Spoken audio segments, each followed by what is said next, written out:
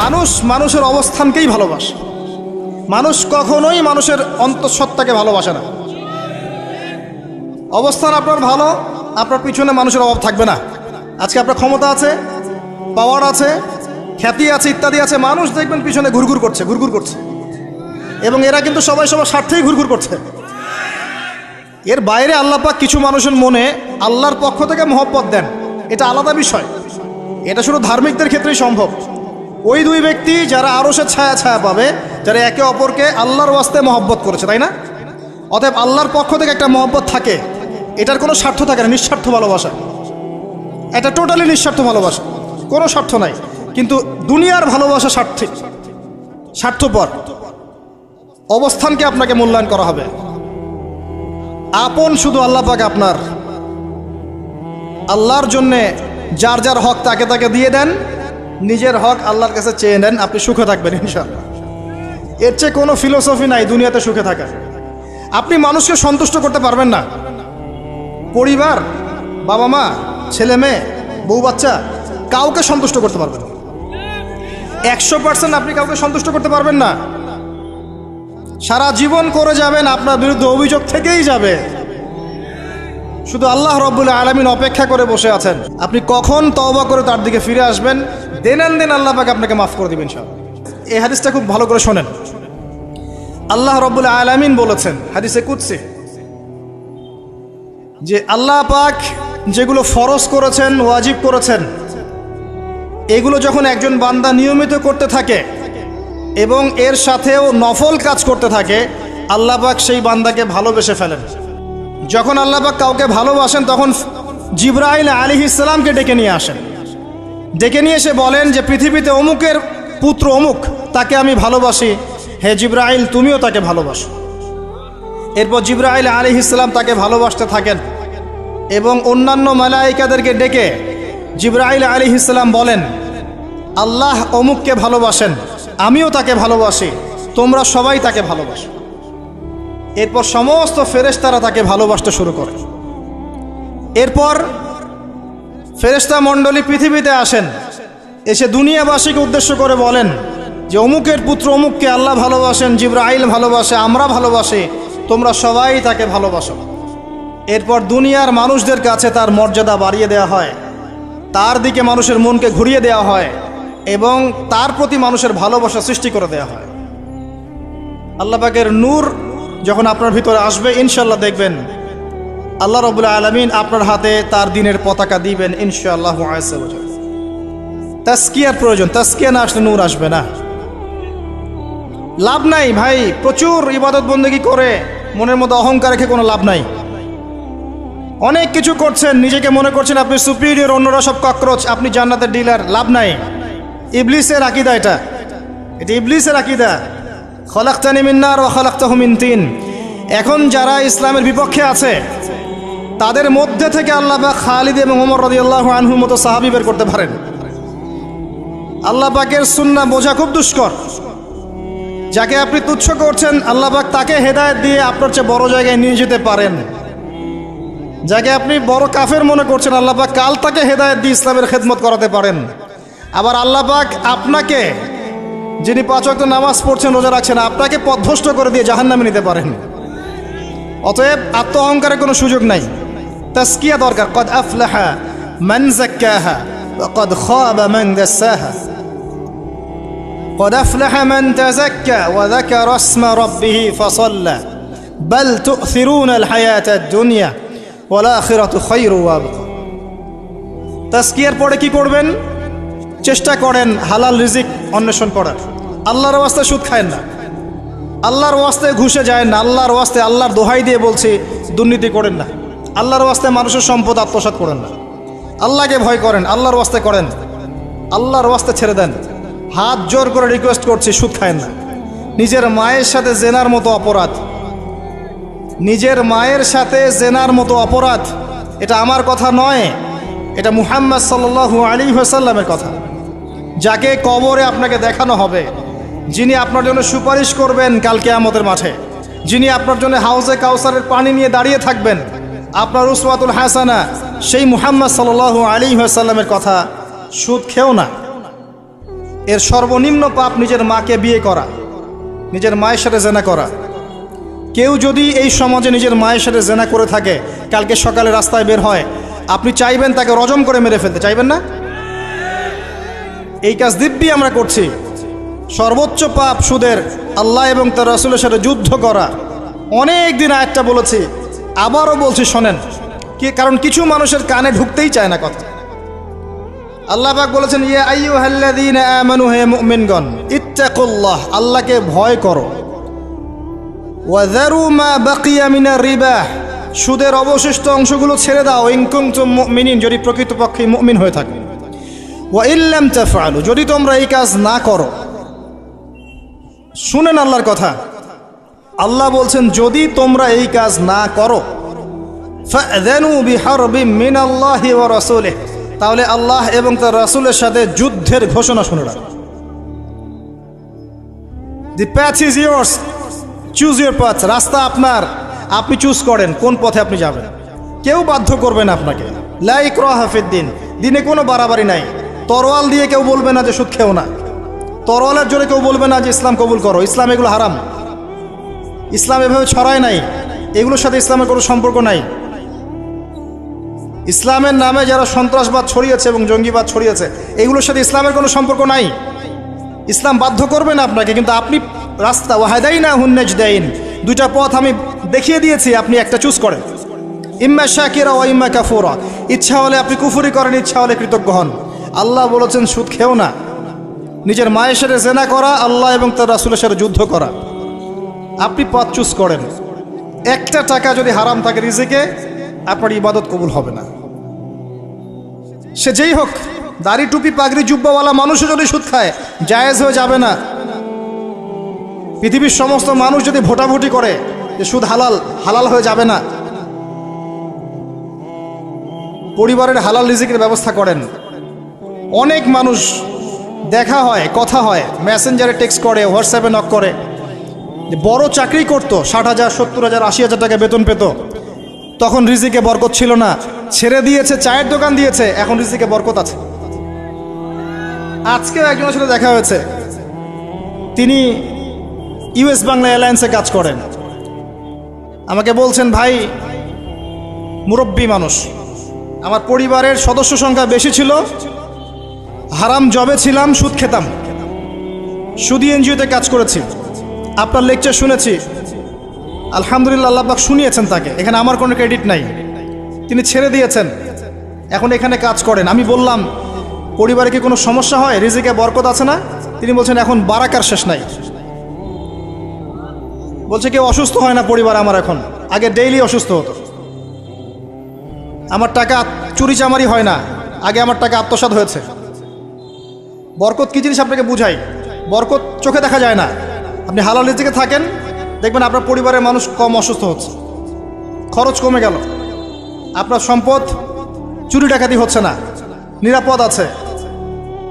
আপনার অল্প রিজিক আল্লাহ রহমত বরকত ঢেলে দিলেন, অল্প খেয়ে আপনি তৃপ্ত, মেডিসিনের খরচ নাই, অসুস্থতার খরচ নাই, আজে বাজে কোনো খরচ নাই, কারণ আপনি হারাম খাচ্ছেন না। বরকত চোখে দেখা যায় না, এটা বুঝতে হয়। আবার দেখবেন মাসে কোটি টাকা আর্ন করছেন, এই যে বড় একটা ক্যান্সার, এই যে কিডনি ড্যামেজ, এই যে ব্লাড চেঞ্জ করতে হচ্ছে, একটা রোগ শেষ হচ্ছে আরেকটা শুরু হচ্ছে, বাবার অসুখ, মায়ের অসুখ, এই সমস্যা ওই সমস্যা, একটার পর একটা লেগেই আছে। এই প্রজেক্ট নষ্ট হচ্ছে, ওই প্রজেক্ট নষ্ট হচ্ছে, আবার মানুষ ছিনতাই করছে, চুরি ডাকাতি করছে। এটা আল্লাহ পাকের গজব। রহমত বরকত চোখে দেখা যায় না, এটা আপনাকে বিশ্বাস করতে হবে যে আল্লাহর পক্ষ থেকে এগুলো আসে। ইমানের 6 পিলার সব তো গায়েব, আল্লাহ বিশ্বাস গায়েব, মালায়েকা ওয়া কুতুবিহি ওয়া রুসুলিহি ওয়াল ইয়াউমিল আখির ওয়াল কদরি খাইরি ওয়া শাররি, সবই গায়েব। অদৃশ্য বিশ্বাসের নামই তো ইমান। তো বরকত রহমত কি দেখা যাবে? দেখা যাবে না। রূহ বা আত্মাকে দেখেছেন? আপনার শরীরে নাই। এভাবেই আল্লাহ রহমত বরকতে বিশ্বাস করতে হবে। আল্লাহ পাক ইনশাআল্লাহ তাআলা আপনার হালাল অল্প রিজিকে বারাকা দিবেন ইনশাআল্লাহ। আল্লাহর ওয়াস্তে দুর্নীতি করেন না, আল্লাহর ওয়াস্তে করেন না।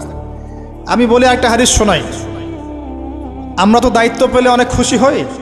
রাসূলুল্লাহ সাল্লাল্লাহু আলাইহি ওয়াসাল্লাম বলেছিলেন, হে আবু যার, তুমি কখনো 2 জন ব্যক্তির দায়িত্ব নিতে যেও না। যদি 2 জন ব্যক্তির দায়িত্ব নাও, যেন তোমাকে ছুরিবিহীন জবাই করে ফেলা হয়েছে। কারণ প্রত্যেককে তার দায়িত্ব সম্পর্কে জিজ্ঞাসা করা হবে। আমরা তো খুশি হই। রাসূল সাল্লাল্লাহু আলাইহি ওয়াসাল্লাম বলেছেন, তোমরা কি জানো সবচেয়ে বড় মিসকিন কে? সবচেয়ে বড় মিসকিন কে? দরিদ্রকে? সাহাবীরা বলছেন, আমরা তো মনে করি যার কাছে অর্থ সম্পদ কম সেই বড় মিসকিন। আল্লাহ রাসূল বলছেন, ভুল। শোনো, সবচেয়ে বড় মিসকিন সেই ব্যক্তি যে ব্যক্তি পরকালে অনেক নেকি নিয়ে উঠবে। নামাজ, রোজা, হজ, যাকাত, ওমরা, হজের নেকি, বিশাল বিশাল নেকি।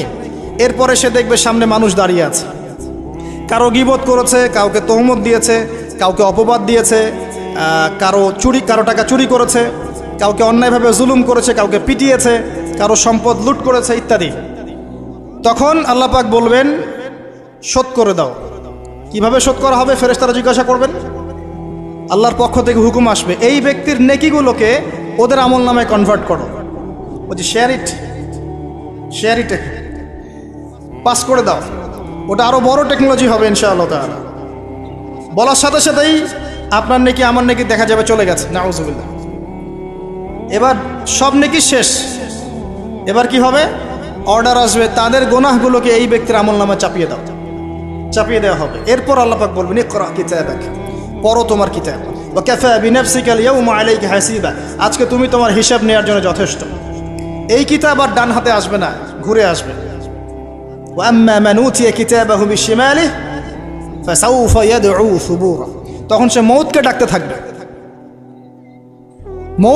থাকবে, হায় আজকে আমার একটা মৃত্যু দিয়ে কাজ হবে না, 1000টা মউত আমার দরকার। সুবহানাল্লাহ, ইন্না লিল্লাহি ওয়া ইন্না ইলাইহি রাজিউন। এই হচ্ছে তাদের পরিণতি যারা অন্যের সম্পদ আত্মসাৎ করে খাবে। আল্লাহ পাক আমাদেরকে বোঝার তৌফিক দান করুন।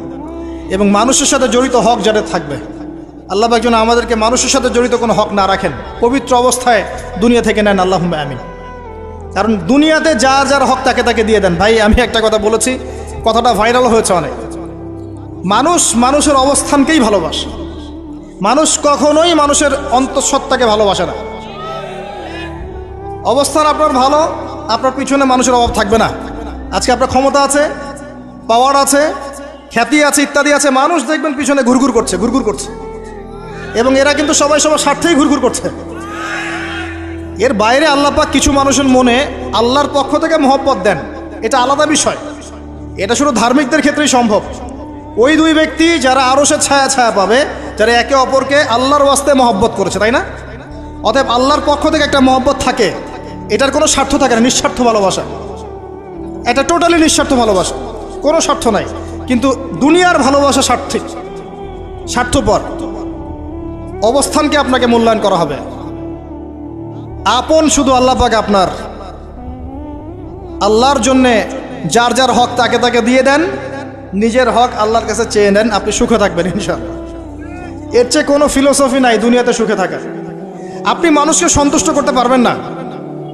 পরিবার, বাবা মা, ছেলে মেয়ে, বউ বাচ্চা, কাউকে সন্তুষ্ট করতে পারবেন না। 100% আপনি কাউকে সন্তুষ্ট করতে পারবেন না। সারা জীবন করে যাবেন, আপনার বিরুদ্ধে অভিযোগ থেকেই যাবে। শুধু আল্লাহ রব্বুল আলামিন অপেক্ষা করে বসে আছেন। এই বসে আছেন কথাটাকে আবার ভাইরাল করে বিতর্কিত করেন না। এই বসে আছেন বুঝিয়েছে, আল্লাহ পাক অপেক্ষা করছেন। মুশকিল মিডিয়ার সামনে কথা বলা, বলবো একটা তালগোল পাকিয়ে বানাবে আরেকটা। এই কারণে আমি মিডিয়া এখন পছন্দ করি না।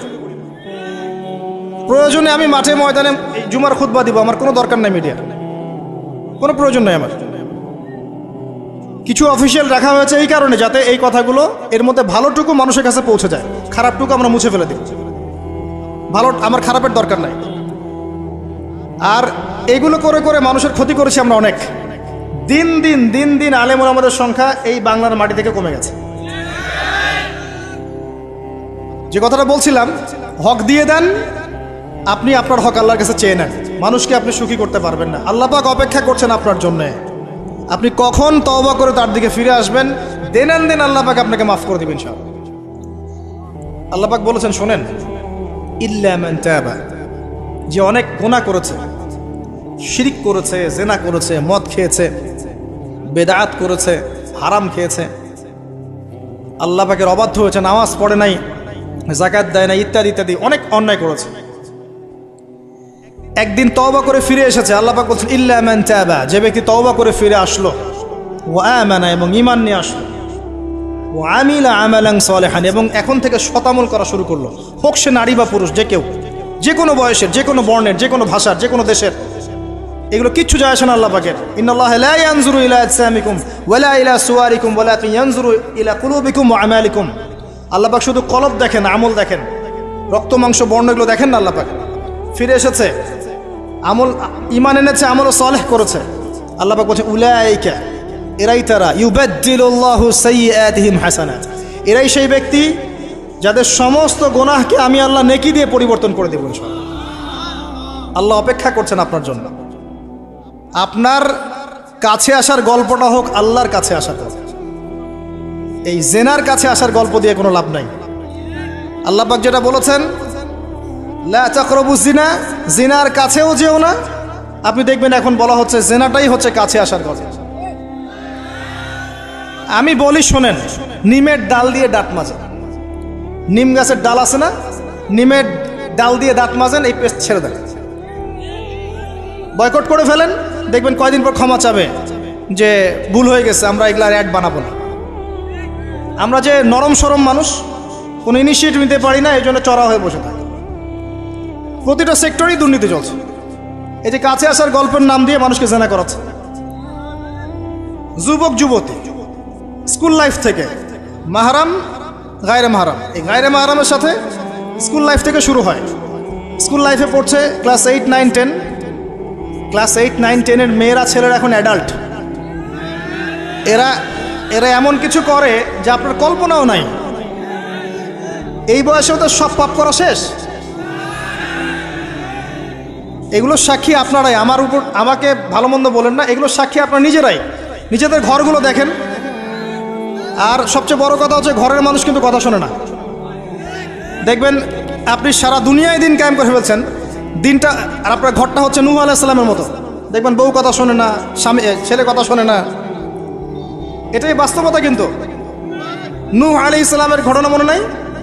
950 বছর দাওয়াত দিয়েছেন, শেষে গিয়ে বলেছেন রব্বি আন্নী মাগলুবুন ফান্তাসির, আল্লাহ আমি পরাজিত হয়ে গেছি, আমাকে সাহায্য করো, আমি পারছি না। আল্লাহ পাক আযাব নাজিল করে দিলেন, তিনি পার হয়ে গেলেন না। ছেলে পার হয় না, ছেলে বলে আমি পাহাড়ে উঠে যাব, পাহাড় আমাকে সেভ করবে। নূহ আলাইহিস সালাম বলছেন আজকে কেউ সেভ করতে পারবে না আল্লাহর আযাব থেকে। একটু পরে একটা ঢেউ এসে বাপ বেটার মাঝখানে পার্থক্য করে দিল, ছেলে ডুবে মরে গেল, তার স্ত্রী পর্যন্ত ঈমান নিয়ে আসলো না। আল্লাহর কাছে হাত তুলে দোয়া করছেন, আল্লাহ আমার ছেলে, আমার আহাল, আমার পরিবার। আল্লাহ ধমক দিয়ে বলছেন যে লাইসা মিন আহলিক, সে তোমার পরিবারের কেউ না। দেখবেন আপনি মাশাআল্লাহ দিনদার, আপনার ভিতরে ইসলাম স্ট্যাবলিশ করা ডিফিকাল্ট। মানুষ এখন খুব ব্যক্তি সচেতন, নিজের মনে যা চাবে সেটাই করবে। আর আনুগত্যকে তারা দাসত্ব মনে করে। কথা বুঝেন? আনুগত্য করাকে দাসত্ব মনে করে। আমি দাসত্ব করব কেন? আল্লাহ এবং তার রাসূল এবং স্বামী পরিবার কর্তাদের আনুগত্যটাকে তারা দাসত্ব মনে করে। অতএব সুখে থাকার মূল মন্ত্র এটাই আপনার, যার যার হক তাকে তাকে দিয়ে দেন, নিজের হক আল্লাহর কাছে চেয়ে নেন, আপনি সুখে থাকবেন ইনশাআল্লাহ। আল্লাহর জন্য বাঁচেন, আল্লাহর জন্য খান, আল্লাহর জন্য পড়েন, আল্লাহর জন্য দিন কায়েম করেন, আল্লাহর জন্য আপনি ইবাদত করেন, আল্লাহর জন্য মারা যান, ইনশাআল্লাহ আল্লাহ আপনাকে জান্নাত দেবে। আর আল্লাহর কাছে আমরা সবাই একা একা ফিরে যাবো। ইন্না লিল্লাহি ওয়া ইন্না ইলাইহি রাজিউন। একা একা একজন একজন করে হিসাব নেবেন আল্লাহ পাক। তখন আমার সাথে কেউ থাকবে? আপনার সাথে কেউ থাকবে? ইন্তেকালের পরে 40টা দিন অপেক্ষা করেন না, মানুষ মনে রাখে? রাখবে না, কাউকে রাখবে না। এটাই দুনিয়ার বাস্তবতা। দুনিয়া বড় নিষ্ঠুর। আর এগুলোর বাস্তবতা আপনারা যত দিন যাবে তত দেখবেন, উপলব্ধি করবেন। একদম কাঠামো ভেঙে যাবে, ফ্রি মিক্সিং দিয়ে, হারাম রিজিক দিয়ে, আপনার এই যে অপসংস্কৃতি দিয়ে পরিবারের কাঠামোই ভেঙে যাবে, সমাজের কাঠামো ভেঙে যাবে। মানুষ দেখবেন আত্মহত্যা করে মারা যাবে বেশি বেশি। বাবার খোঁজ নিবে না সন্তান। কিয়ামতের আলামত আছে, আনতালি দেলামাতু রাব্বাতুহা, দাসী মনিবকে জন্ম দিবে, মা বাবার সাথে দাস দাসীর মতো আচরণ করা হবে। টাকার জন্য, সম্পদের জন্য মানুষ ভাইকে হত্যা করবে, বোনকে হত্যা করবে, ছেলে বাবাকে হত্যা করবে, মাকে হত্যা করবে। এগুলো সব কিয়ামতের আলামতের হাদিস। এগুলো আপনি বাস্তবতা মিলিয়ে দেখেন, 100% মিলে যাবে। এগুলো চলছে এখন। এই জায়গায় আমি বলবো আত্মকেন্দ্রিক হন। একটা আয়াত শোনাচ্ছি আপনাকে, আমার খুব পছন্দের একটা আয়াত। এবং আল্লামা তাকি উসমানীর নাম শুনেছেন? আমার জানা মতে বিশ্ব বরেণ্য আলেমদের একজন। তিনি একটা গোটা বই লিখেছেন, পুরা বইটাই একটা আয়াতের উপরে। বইটা পড়েন, আপনার কাছে মনে হবে বইটার প্রতিটা কথা আপনার জন্য লেখা হয়েছে। তাসকিয়া, আত্মশুদ্ধি, আত্মশুদ্ধি ও তাসাউফ। ওই বইয়ের প্রথমে টাইটেল, একটা হেডলাইন আয়াত আছে, ইয়া আইয়ুহাল্লাযীনা আমানু, হে মুমিনগণ, আলাইকুম আনফুসাকুম, নিজের নফসের খবর নাও, নিজের নফসের খবর নাও, নিজে ঠিক হও। মান লা ইয়াদুররুকুম মান দাল্লা ইন ইহতাদাইতুম, যারা পথভ্রষ্ট হয়ে যাচ্ছে বা গেছে, এদের পথভ্রষ্টতা তোমাদের কোনো ক্ষতি করবে না যদি তোমরা হেদায়েতের উপর থাকো। এর চেয়ে বড় কোনো মেডিসিন নাই। এই আয়াতের মধ্যে সব কিছু আছে, আমাদের সমস্যা এবং আমাদের সলিউশন। আমাদের সমস্যা হচ্ছে আমরা পরের দিকে বেশি চোখ তুলি, আঙ্গুল তাকাই, তোমার এটা ঠিক নাই, তোমার এটা ঠিক নাই, তোমার আকীদা ঠিক নাই, তোমার আমল ঠিক নাই, তোমার তাসকিয়া ঠিক নাই, তোমার রিজিক ঠিক নাই, ইত্যাদি ইত্যাদি। নিজের দিকে এতবার আঙ্গুল আমরা তুলি না। আমার আকীদা ঠিক আছে কিনা, আমার মানহাজ ঠিক আছে কিনা, আমার আমল বেদাত মুক্ত কিনা, আমার রিজিক ঠিক আছে কিনা, আমার পরিবার ঠিক আছে কিনা, আমার নফসে আত্মশুদ্ধি আছে কিনা, আমার ভিতরে হিংসা আছে কিনা, গীবত আছে কিনা, তোহমত দেই কিনা, অহংকার আছে কিনা, এগুলো আমাকে চিন্তা করতে হবে। আলাইকুম আনফুসাকুম, নিজের নফসের খবর নাও। এই নফস নিয়ে আল্লাহর কাছে যেতে হবে। এই একটা আয়াত যদি বুঝে আসে, আপনার প্রবলেম সলভ। এখানে সমস্যা হচ্ছে আমরা আগে মানুষের সংশোধন চাই, কিন্তু আল্লাহ বলছেন আগে নিজেকে সংশোধন করো, নিজে আগে সংশোধিত হও। একটা বাতি থেকে 1000টা বাতি জ্বলবে ইনশাআল্লাহ। আর নিজেকে সংশোধন করতে না পারলে আমি বাতি জ্বালাতে পারবো না। তো ইভেন এখানে বসে আমি যে কথাগুলো বলছি বা বলবো বা বলা হয়, যারা বলে, তারা নিজেরা যদি সেগুলোর উপর আমল না করে, এই কথার কোনো তাসির হবে না আপনার উপরে। আপনি শুনবেন, এক কান দিয়ে ঢুকবে আর এক কান দিয়ে বেরো যাবে, বাসায় গিয়ে ঘুমিয়ে যাবেন। এটা বাস্তবতা। রাসূলুল্লাহ, শোনেন, রাসূলুল্লাহ সাল্লাল্লাহু আলাইহি ওয়াসাল্লামের দাওয়াতে এত হিউজ মানুষ ইসলাম কবুল করলো কেন বলেন তো? মূল কারণ কি জানেন? ইসলামের প্রতিটা বিষয়ের উপরে নবী সাল্লাল্লাহু আলাইহি ওয়াসাল্লাম নিজে আগে আমল করে দেখিয়েছেন। এই জন্য তার কথার মধ্যে নূর এবং তাসির এবং বারাকা এত বেশি ছিল যে মানুষের কলিজার মধ্যে কথাগুলো আঘাত করেছে, মানুষ পরিবর্তন হয়েছে। আর আমাদের টোটাল উল্টা। এইখানে বসবো, এই ধরনের জায়গায় যারা বসি তাদের এক শ্রেণীর কথা বলছি, সবাই না। এখানে অনেক মানুষ আছেন যারা আল্লাহওয়ালা এবং যারা বেশি ভাইরাল না, যারা এত সেলিব্রিটি না। রাতের বেলা তাহাজ্জুদ পড়ছেন, দেখেন কোনো মাদ্রাসায় খেদমত করছেন, এমন কিছু করছেন যাদেরকে কেউ চেনে না আল্লাহ ছাড়া, তারা আল্লাহর কাছে সেলিব্রিটি। এখানে টোটালি উল্টা। আমরা বলি যেটা, সেটা নিজেরা করি না, আর সেটা করি যা বলি না। আমি আপনাদেরকে বলি, আমি যা জানি তার 30-40% আমি আপনাদেরকে বলতে পারি না, ভয়ে বলি না।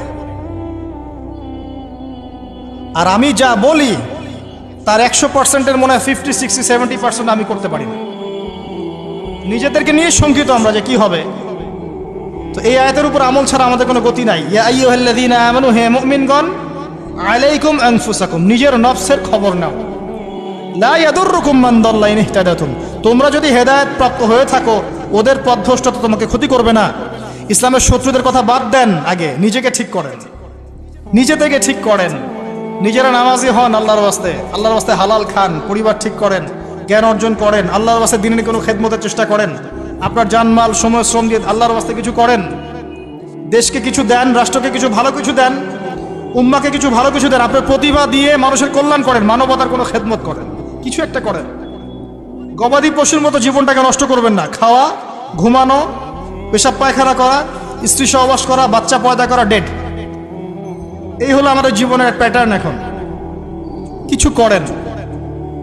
সবাই তাকিয়ে আছে আপনাদের দিকে, আমাদের দিকে না, সবাই তাকিয়ে আছে আপনাদের দিকে। আল্লাহ পাক আপনাদেরকে বোঝার তৌফিক দান করুন। আর কয়েকটা কথা বলে শেষ করছি, অনেক রাত হয়ে গেছে, যত লম্বা হবে ফজরের নামাজ কাজা হয়ে যাবে। সেটা হলো আত্মশুদ্ধির পরে হালাল রিজিকের কথা বলেছে। আল্লাহর ওয়াস্তে সুদ খায়েন না, ঘুষ দুর্নীতিতে যায়েন না। এরপরে আমি যেটা বলবো যে প্রকৃত মিসকিনদের কাতারে আমরা যেন না দাঁড়াই, মানুষের সাথে জড়িত কোনো হক রাখেন না। আরো বলবো, পারিবারিক আদর্শ ঠিক করার চেষ্টা করেন। আমি জানি এটা খুব ডিফিকাল্ট, নিজেকে দিয়েই বুঝি এটা খুব ডিফিকাল্ট। যে নূহ আলাইহিস সালামের কথা বললাম, কওমে লুত আলাইহিস সালামের কথা শুনেন, তার স্ত্রী ঈমান নিয়ে আসে নাই, নবী সাল্লাল্লাহু আলাইহি ওয়াসাল্লামের চাচারা ঈমান নিয়ে আসে নাই। এটাই সিস্টেম, এটাই নিয়ম। যখন দেখবেন দাওয়াত দিতে দিতে বোঝাতে বোঝাতে আপনি ব্যর্থ, তখন আপনি আসহাবুল কাহফের মতো একা হয়ে যান, তাও ভালো। আসহাবুল কাহফের মতো একা হয়ে যায়, একা একা দিনের পথে চলেন, আল্লাহর কাজ আপনি একাই করেন। ইব্রাহিম একাই একটা উম্মাহ, তার সাথে কেউ ছিল না, সে একাই একটা উম্মাহ ছিল, আল্লাহ পাক তাকে একটা উম্মাহ বলেছেন। আর এরপর যে কথাটা বলবো, শেষ কথা, সেটা হলো আল্লাহ পাক আমাদের সবাইকেই কিছু না কিছু প্রতিভা দিয়েছেন। জান, মাল, সময়, শ্রম, কারো অর্থ, কারো মেধা, কারো লেখার ক্ষমতা, কারো বলার ক্ষমতা, কারো সংগঠিত করার ক্ষমতা ইত্যাদি। আল্লাহ পাক যাকে যে ক্ষমতা দিয়েছেন, আপনার প্রতিভাটাকে আপনি আল্লাহর পথে কাজে লাগান। ছোট্ট কিছু করেন না, এতিমদের একটা প্রজেক্ট করেন, একটা মসজিদ করেন, একটা মাদ্রাসা করেন, একটা মক্তব করেন, একটা স্কুল প্রতিষ্ঠা করেন, একটা কলেজ প্রতিষ্ঠা করেন, একটা অর্থনৈতিক কোনো সিস্টেম কিছু লঞ্চ করেন, একটা ইসলামিক এনজিও করেন, কিছু একটা করেন, কিছু একটা করেন যা দিয়ে আপনার দিনের কোনো উপকার হয়, ইসলাম এগিয়ে যায়। ইনশাল্লাহ এভাবেই আস্তে আস্তে আস্তে আস্তে সবার ক্ষুদ্র ক্ষুদ্র প্রচেষ্টা ইসলাম এগিয়ে যাবে ইনশাআল্লাহ। আজ হোক আর কাল হোক, আল্লাহর জমিন, আল্লাহর দিন প্রতিষ্ঠা হবে ইনশাআল্লাহ তাআলা। এবং আল্লাহর দিন যখন প্রতিষ্ঠা হবে, সবাই সুখে থাকবে, কেউ কষ্টে থাকবে না ইনশাআল্লাহ তাআলা। আল্লাহ রাব্বুল আলামিন আমাদের সবাইকে পবিত্র কোরআন এবং সুন্নাহ অনুযায়ী জীবনযাপন করার তৌফিক এনায়েত করুন, আমিন। আল্লাহ রাব্বুল আলামিন আমাদের সবার পারিবারিক আদর্শ সুশৃঙ্খল করে দিন, ইসলামিক করে দিন। আমাদের সবাইকে আল্লাহ পাক হালাল রিজিকের ব্যবস্থা করে দিন, এবং আমাদের মা বোনদেরকে আল্লাহ পাক খাস পর্দায় থাকার তৌফিক দান করুন। আল্লাহ পাক আমাদের সবাইকে পড়াশোনা করার তৌফিক দান করুন। এবং আমি এখানে যে কয়টা কথা বলেছি, এর বাইরে আর কয়েকটা সাবজেক্ট পড়বেন। আমি কোরআনে কথা বলেছি, হাদিসে কথা বলেছি, আরও বলেছি তাজকিয়ার কথা, আত্মশুদ্ধির কথা। এরপর আর কয়েকটা সাবজেক্ট পড়বেন, সেটা হচ্ছে ইসলামিক হিস্ট্রি, ইসলামের ইতিহাস, ইসলামিক অর্থনীতি, আরও পড়বেন ইসলামিক জিওপলিটিক্স। এবং জেনারেল লাইনে যারা যারা পড়ছেন, এখানেই পড়াশোনা কন্টিনিউ করবেন, পাশাপাশি ইসলামের এই লেখাপড়াগুলো করবেন। আর মাদ্রাসা যারা পড়ছেন, মাদ্রাসায় পড়ার পাশাপাশি আপনারা জেনারেল সাবজেক্টগুলো পড়ার চেষ্টা করবেন ইনশাআল্লাহ। আল্লাহ পাক আপনাদের জ্ঞানকে বাড়িয়ে দিন, জ্ঞান অনুযায়ী আমল করার তৌফিক দান করুন। আল্লাহ পাক আমাদের সবাইকে তাজকিয়া দান করুন, আত্মশুদ্ধি দান করুন, আলেম ওলামার সোহবত দান করুন। আল্লাহ পাক আমাদের সবাইকে হালাল রিজিকের ব্যবস্থা করে দিন। আমাদের যার যে অসুস্থতা আছে, আল্লাহ পাক সেগুলোকে শেফায়ে কামেলা দান করুন। আমাদের মধ্যে যারা মারা গেছেন, আল্লাহ পাক সবাইকে মাফ করে দিন, আমিন। আকুলু কওলি হাযা আস্তাগফিরুল্লাহ লি ওয়া লাকুম ওয়া লিসাইল মুসলিমিন। বারাকাল্লাহু লানা ওয়া লাকুম বিল আয়াতিল হাকীম। ইন্নাহু তাআলা